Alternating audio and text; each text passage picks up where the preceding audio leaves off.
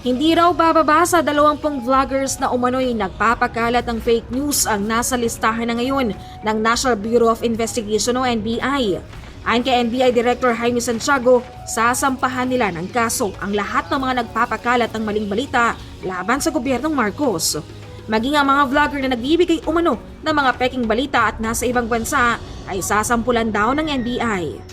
Pero aminado ang NBI Director na hindi madaling arestuhin ang isang vlogger lalo na kung isa itong US citizen dahil sa Amerika, hindi naman daw krimen ang kasong libel.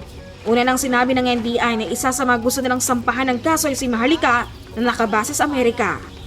Alam nyo, yan ang isang dilema namin at pinag-aaralan namin. Sa United States, for example, hindi krimen ang libel. Civil case lamang yan. Pero dito sa atin, ang libel ay criminal case. So, lalo pat yung vlogger ay US citizen, how can we enforce our law doon sa citizen nila at hindi naman yun ang umiiral na batas sa kanila? Kung hindi man daw sila madaling arestuhin para sa kasong libel, ay tinitingnan nila ang ibang mga kasong kagaya ng inciting to sedition at tax evasion para lang sila ay mapakulong.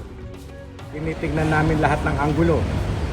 For example, may pwedeng pumasok sila sa inciting to sedition. Krimen yan sa US, dito sa atin, krimen yan. Tax evasion, no?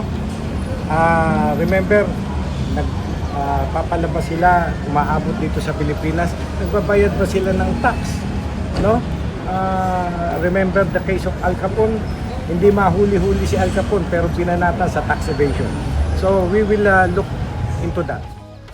Ayon sa NBI, nakikita nilang iisa lang ang pattern ng content ng mga vlogger at titingnan daw ng mga investigador kung sino ang namumuno sa kanila. Sa kabila raw ng may kalayaan para sa pagsasalita at pamamahayag, ay hindi raw tama ang magpakalat ng maling impormasyon. Para sa Diyos at Pilipinas, kumahal, Margaret Gonzalez, SMNI News.